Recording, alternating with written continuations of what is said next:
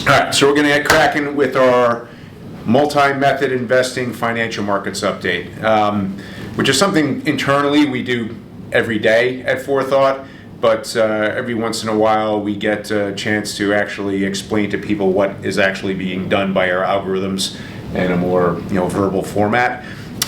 So that's what we're going to be doing here right now, and hopefully this gives you a picture of where things stand both for the year to date in 2026 and also what the past and present tell us about what is potentially coming in the future, which is, I think, of more interest to everybody. So to start with, if you could zoom over here a little bit. Looking at stock market index performances for year-to-date 2026, talking about world stocks in particular, to start with the broadest measure of stock market performance, using the FTSE Global All-Cap Index, we have a year-to-date performance of 10.2%. Right? Breaking that down further into U.S. large cap, U.S. mid cap, U.S. small cap, international developed and emerging markets, which are subcategories of that primary index. U.S. large cap stocks, as measured by the S&P 500 total return index, is up 9.2% for the year. Again, this is up through the close of business yesterday. U.S. mid cap stocks, as measured by the S&P 500 mid cap 400 index, is up 11.04%. Right? U.S. small cap stocks, as measured by the S&P 500 600 small cap index, up 12.65%. International developed market stocks, right? We're using the MSCI EFA index there, is up 7.65%. Emerging market stocks, this is the MSCI Emerging Markets Index, up 22.11%. Right, so that's the best performer year to date. In terms of bonds, looking at U.S. short-term bonds, so here we're talking about both, so corporate, agency, and treasury bonds of maturities of 5 years or less, right? They're up 0.36%, so pretty much flat for the year to date. And then U.S. aggregate bonds, so same three categories that I just mentioned, but going out up to 30 years, right? In some cases, so 0 to 30 years. Is actually now down for the first time this year, 0.05%, just as of yesterday. So again, still pretty much flat, not significantly negative there, but important to note. Right? Then we have TIPS, Treasury Inflation Protected Securities, are up 1.5%. So in terms of bond market types, right, in the U.S. anyway, TIPS have been the best performer year to date. Inflation protected securities the best performer year to date. All right. So what you're going to notice here is that, so traditionally you would think of smaller cap stocks being a higher risk, higher return type of stock relative to a larger capitalization stock, right? Similarly, international stocks, because of the currency risk and political risks involved, more so the currency risks, would tend to have a higher risk return profile as well. And that's even more so with emerging market stocks versus developed market stocks, right? So you're seeing that here play out almost to a T. What we're seeing is higher risk assets are outperforming lower risk assets to the upside, which is, according to capital markets theory, what you would expect, right, if the markets are rising. Right, broadly speaking, which is what is happening right now. So basically you have small cap stocks outperforming, you have international, especially emerging market stocks outperforming international developed market stocks, and you have bonds underperforming stocks significantly, because bonds typically have a much lower risk return profile than a stock portfolio would, right? Pure stocks. So this is all very consistent with broader capital markets theory in an up market, which is what we're currently experiencing year-to-date 2026, right? Okay, now going back further, right, let's take a look at what has been going on for the last 2 years plus. So over here, looking back to as far as October 13th of 2022, this was the last time, and that's actually not indicated here on this graph, which is obviously not to scale, but it's relatively close. By the way, the graph, what's represented here is the S&P 500 price return index in black. So this black line you see here, right? It's tracing that pattern. That is the price of the S&P 500 price return index over the last 2+ years, right? The other stuff on here is analytics that I'll explain in a few minutes. All right, so going back to October 13th of 2022 that was the trough of the last bear market before the one we most recently experienced, right? Then on February 19th of 2025, last year, we confirmed that we were then now in a new, or that was the peak of the prior bull market. Right, so that bull market, and we only knew that in arrears after we experienced another bear market, which we'll get to in a minute, right? But during that prior bull market, it lasted from October 13th of 2022 up to February 19th of 2025, so that's 2.35 years, with a cumulative gain over that time period of 76.06%, right? Also during that time period, we experienced what we call an eagle market, which by our definition is a period of trailing returns of 30% or greater with no intervening 10% plus correction.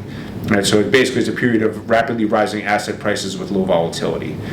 And that actually, now that I've just brought up that topic, just really quickly, I want, for those of you who are not familiar with our analytical framework, we do something called multi-method investing, where we break down the capital markets, right, and the market cycles into 4 different types of or market type, right, or market environment.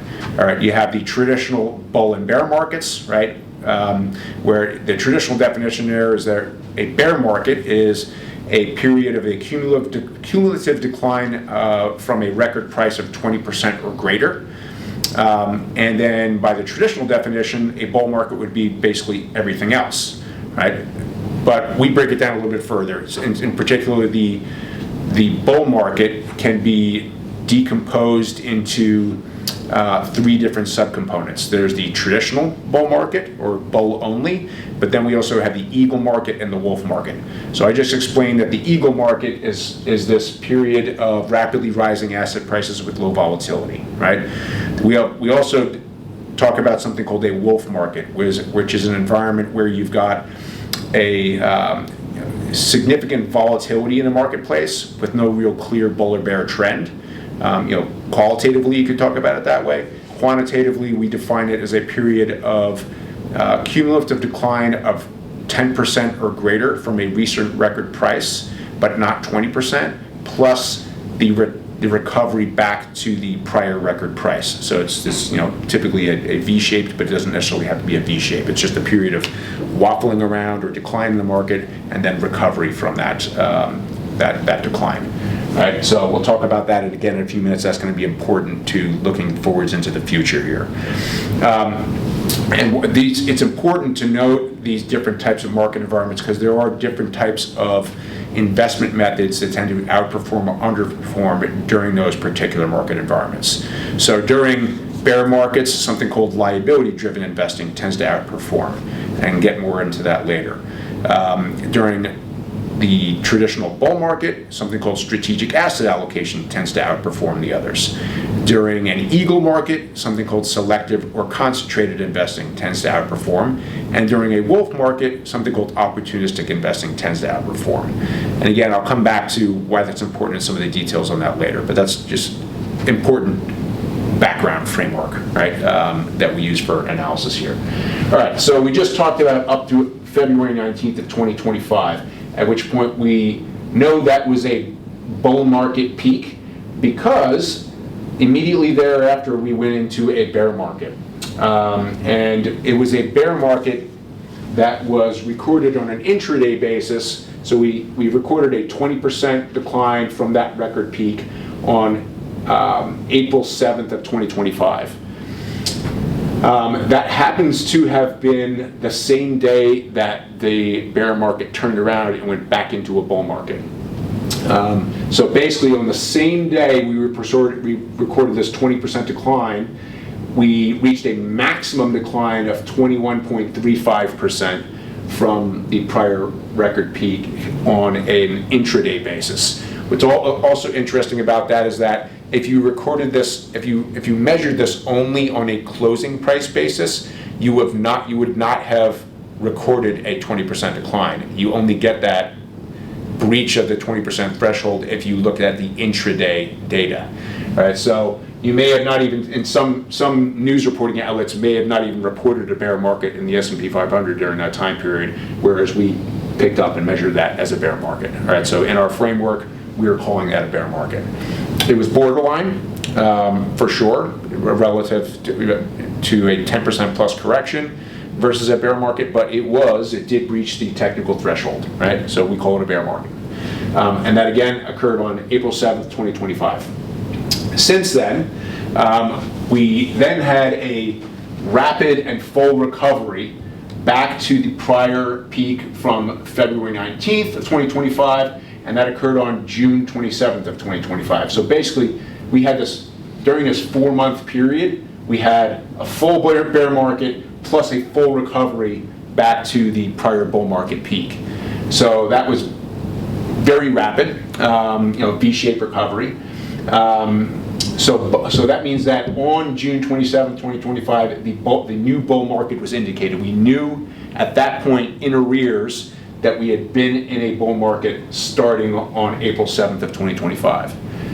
That bull market that started on April 7th of last year has now continued all the way up through at least the close of business yesterday, or at least to the most recent record intraday price, which also happens to have been yesterday. So the all-time record recorded in history was yesterday, and we've been breaching the records repeatedly over the past several months, and we may reach another record today. We may have already breached another record today. So that's up through, again, May 13th of 2026. So during this time period, we've now seen this rapid V-shaped recovery, and now you see this black line here. It's kind of moved more into a slower growth from that period, and this scalloping that occurred here, right? So this kind of hill shape we have here, because on January 28th of 2026, that at that point was the new record high price, and then we went into a market slide, and this was primarily correlated with the military action in Iran and the Middle East, right? Which basically this was right before the weekend, and after the weekend on March 2nd, I believe, the market started dropping significantly, and we had this relatively precipitous decline that ended on March 30th of 2026, right? So the total, what's interesting about this is the total decline from peak to valley, right, to trough was 9.79%, right? As I mentioned earlier, a technical correction is 10% or greater. So if you measure this on an intraday basis, although this was a correction, it did not meet the technical definition of a 10% plus correction. It was very, very close, but it did not meet it, right? From that point forward, from March 30th of this year until May 13th, so close of business yesterday, even this morning, we were up a little bit higher. It's been a straight shot, a moonshot. So we've had a full recovery past this January 28th point, and have gone significantly far beyond that. So we didn't get a correction during that time period. Another thing that's interesting to note during this time period, I mentioned the eagle market concept before. We recorded that we have been in an eagle market since April 7th of 2025, and that was confirmed on April 8th of 2026, wherein it was indicated that we have been in this period of trailing returns of 30% cumulative, or trailing one-year returns of 30% or greater, right? And that continues to this day. So you'll see here that I call this a bull/eagle, right? So this is an eagle market within a bull market, right? The broader bull market. And what the time period that has elapsed from April 7th until today, or close of business yesterday, is exactly 1.1 years, which is a significant number, which we'll come to in a few minutes. And the cumulative growth during that time period is 54.29%. Right?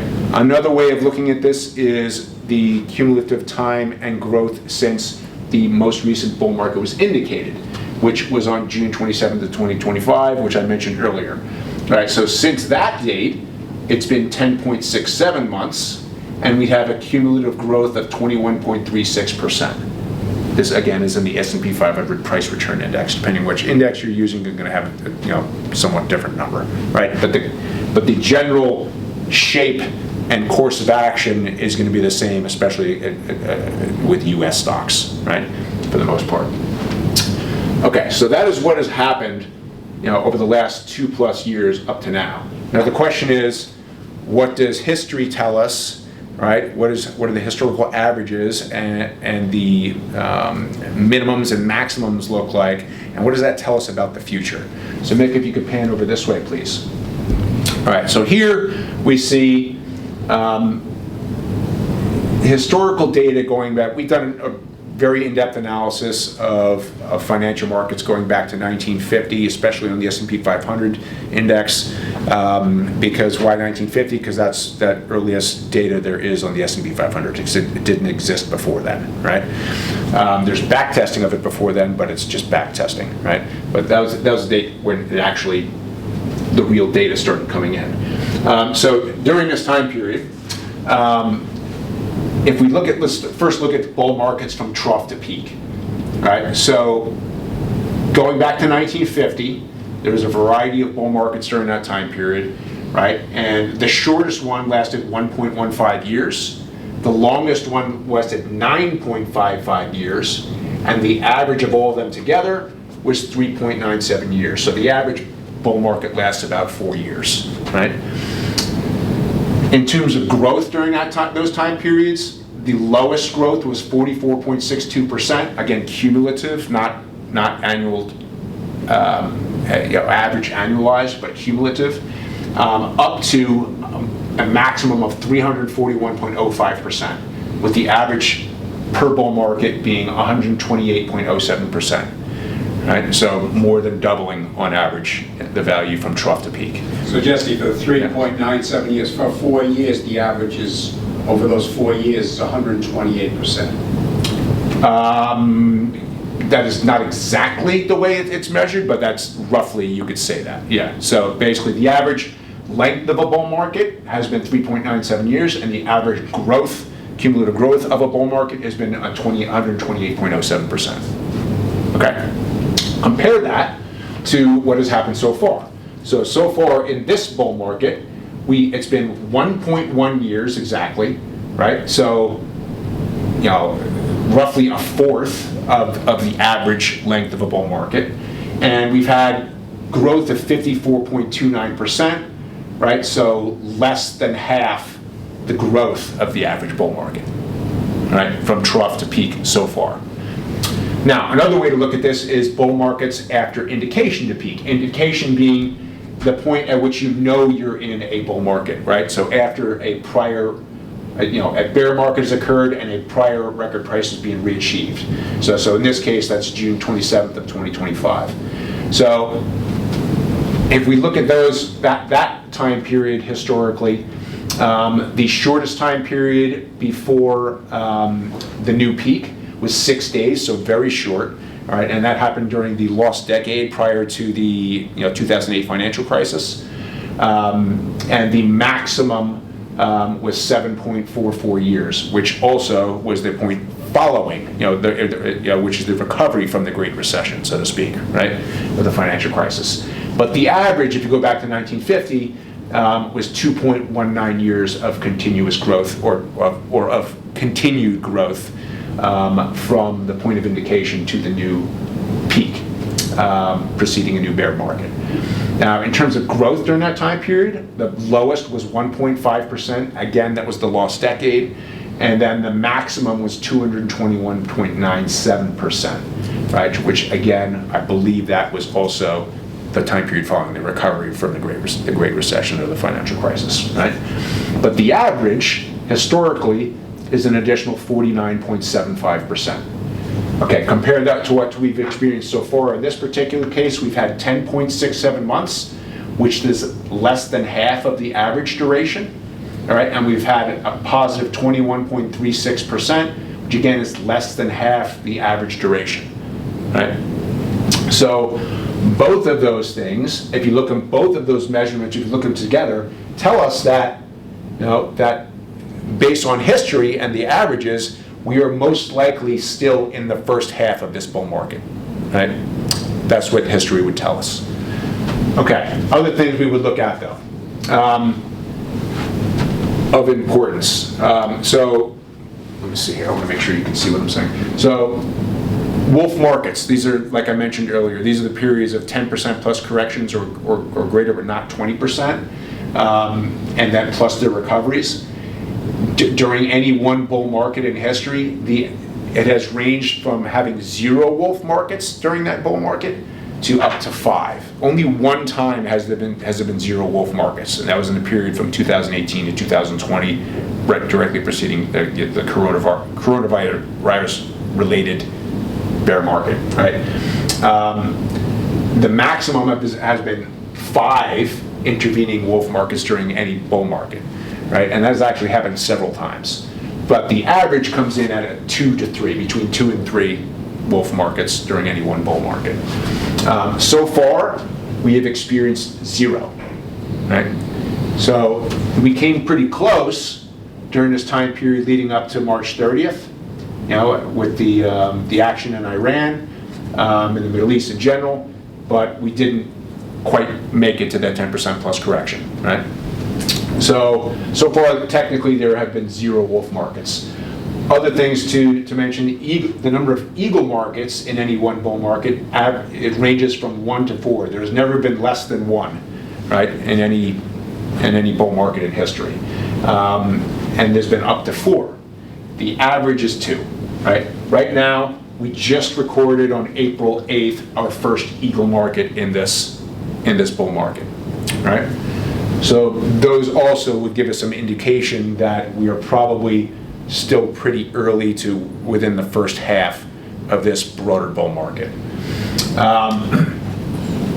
Okay, so those are all positive, right? Those are all positive things looking forward. But there are some potential negative things, and one of those is this data point here. So the number of bear market corrections or troughs, or the time period or between a bear market correction or correction trough up to the next bull market or wolf market peak, right? So basically from the period of a downside valley up to the next significant peak, right? So that the shortest time period before the next peak was reachieved was 1 day, right? And this was following a wolf market, right? And the longest was 5.62 years, so extremely broad range, right? But the average comes in at exactly 1.1 years historically, right? Or 13.38 months. Why is that significant? Because look over here. The time period between 4/7/2025 and today is exactly 1.1 years. Right, so we're exactly at the average time period for anticipating a new correction, right? So this is of interest, right? So it doesn't mean a new correction is imminent immediately, right? Because there is actually, if you look at the histogram of the data points on this, in terms of wolf markets or corrections, 10% plus corrections and their recoveries, there is basically a bell curve, right? And that bell curve centers around the average of 1.1 years, where the about one standard deviation falls within, so plus or minus one standard deviation around that average is roughly plus or minus 6 months. So, roughly 50. Let's call it, just to keep it really simple. This is not the actual numbers. Most of the 10% plus corrections are going to happen within plus or minus 6 months around the 1.1 year mark, right? So that being the case, we haven't seen the 10% plus correction yet, right? In the first 6 months preceding that 1.1 year mark, we got pretty close, but we didn't quite get there, right? So our expectation is that based on historical averages, we may want to start preparing for a 10% plus correction in this broader bull market sometime over the next 6 months. That is the most likely scenario. Okay, there's more to it though. All right, so another way that we analyze things, that we look at things probabilistically, right? So we do an analysis of different, so basically all the different market segments I mentioned earlier over here that we went over in terms of year-to-date performance. Those and more, we do an analysis every day to determine each of their over or under valuations relative to their long-term averages. So something called a Z-score, right? And so we rank them in terms of whether they are, so we look at them individually and say, is it cheap or expensive relative to its own history? And then we also rank them relative to each other to see which is the cheapest or the most expensive in order relative to each other's history, right? And if we do that, if we look at just stocks broadly are right now, from using that probabilistic valuation method, are ranging from slightly overvalued to moderately overvalued. Right, so not significantly overvalued, not highly overvalued, but slightly to moderately overvalued, meaning slightly expensive or to moderately expensive. Bonds are somewhere near fair value, depending on which type you're looking at, up to slightly overvalued. All right, so bonds are tending to look less expensive than stocks, generally speaking. Right? Okay, so that's another thing to keep in mind. Okay, quickly to summarize down here. We had the bear market trough on April 7th of 2025, which is the same day that the bear market was indicated. We had the turnaround. And it was indicated only on an intraday basis, but not a closing price basis. So depending on who you ask, it was a bear market or it was not a bear market, right? And why is that important? There is some importance there, because if you look at, if you did not consider this a bear market, we do. Right, but if you did not, you could say, okay, we're still in the same bull market we've been in since October 13th of 2022, right? You could take that perspective, right? And if you did that, that would mean that we've had roughly, still less than 4 years of positive growth since that date. If you took that perspective, look, the average from trough to peak is about 3.97 years. We're still not even at the average length of a bull market there. That means that, roughly speaking, 50% of bull markets have even gone even further than that, right? Historically, right? So that's another check in the positive long-term box, right? At least the way we look at it, right? Okay. Okay, we had the extremely rapid recovery from this bear market. We had our first eagle market in this broader bull market, which started on 4/7/25, which was confirmed on 4/28 or 4/8/26. The first, and again, there are often one or more. Usually, there has always been at least one, and up to 4 with an average of 2, like I mentioned earlier. We have not seen any wolf markets yet. And there's only one time in history that there's been no wolf markets during any one broader bull market. So what that means is, like I mentioned earlier, with this 1.1 average that we're at in terms of years after the most recent trough, we are, which we're now exactly at that number, that a wolf market, meaning a 10% plus correction, but not 20%, plus a recovery back to the pre-correction record price, that is probable over the next 6 months, sometime during the next 6 months. That's really what the only downside we're looking at right now, right?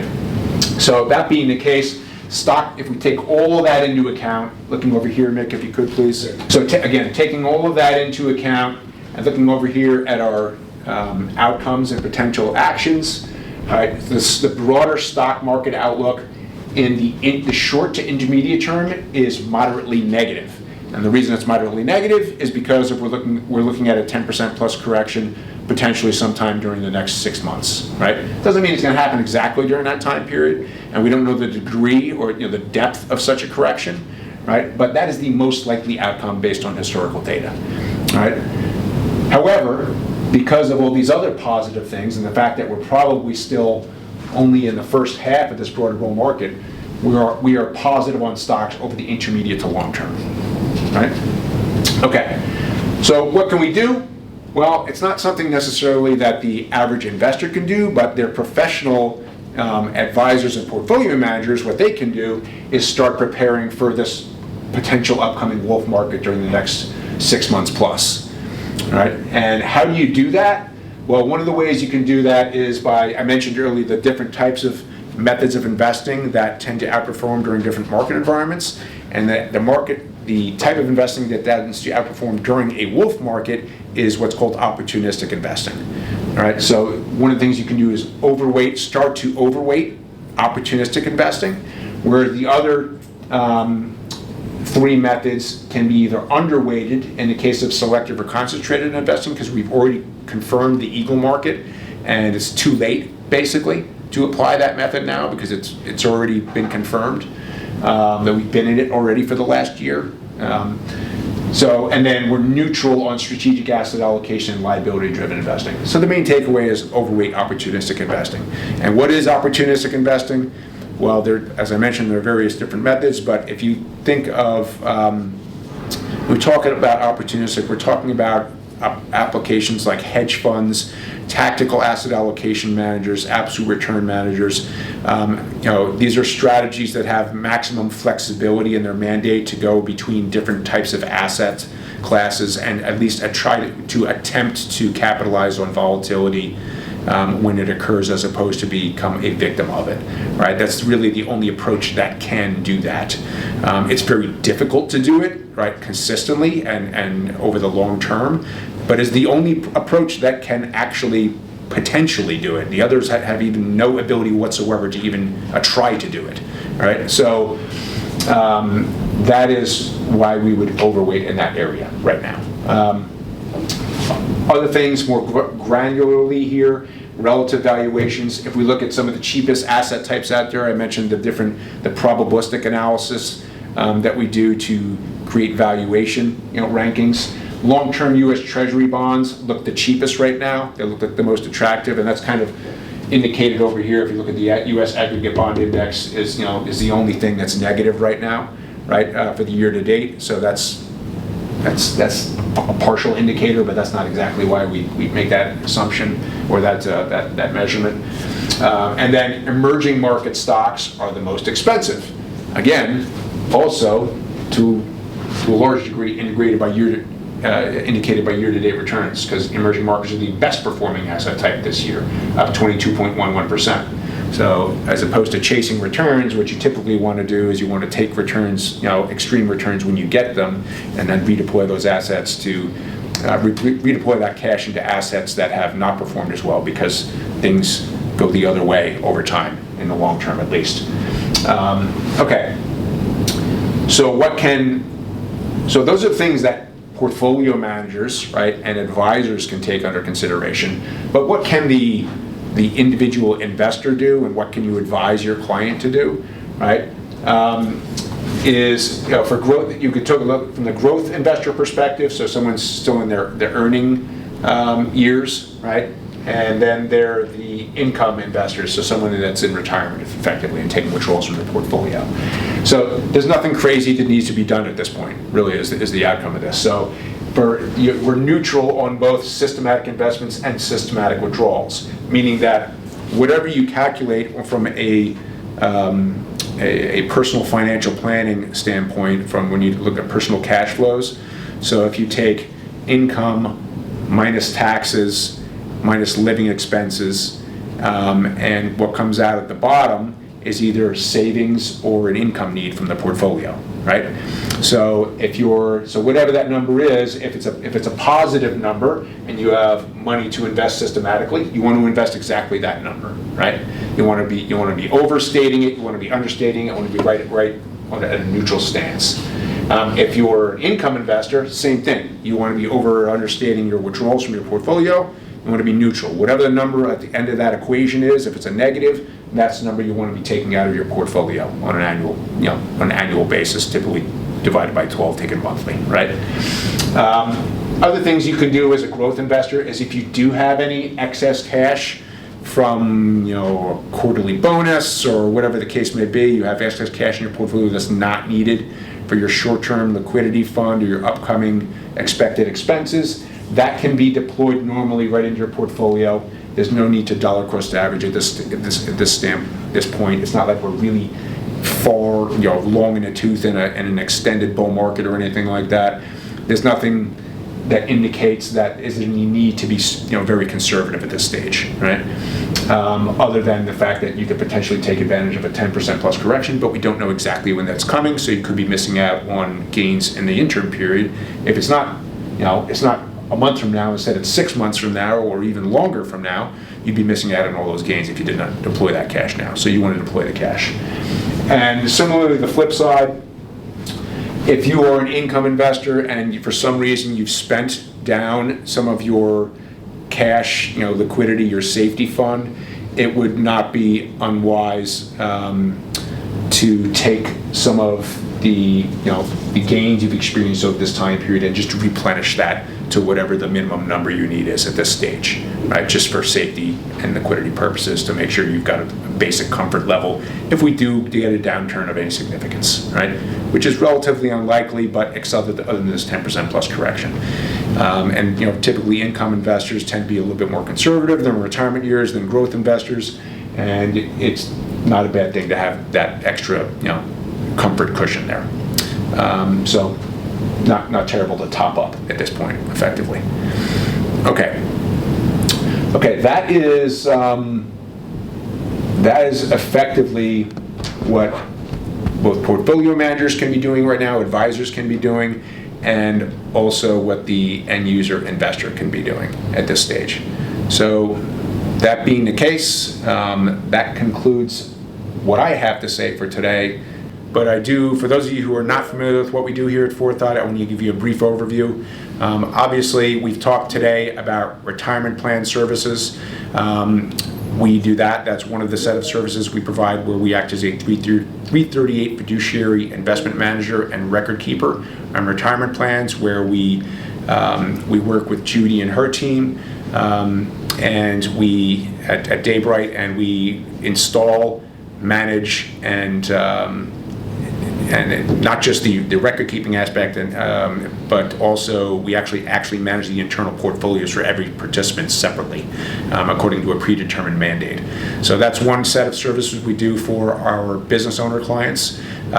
For everybody else, including families and small institutions, in the private sector, we do investment advisory services in the form of separately managed accounts, where we run 10 different strategies, each of which fits into one of the 4 categories of method I mentioned earlier, and then some of which are combinations thereof.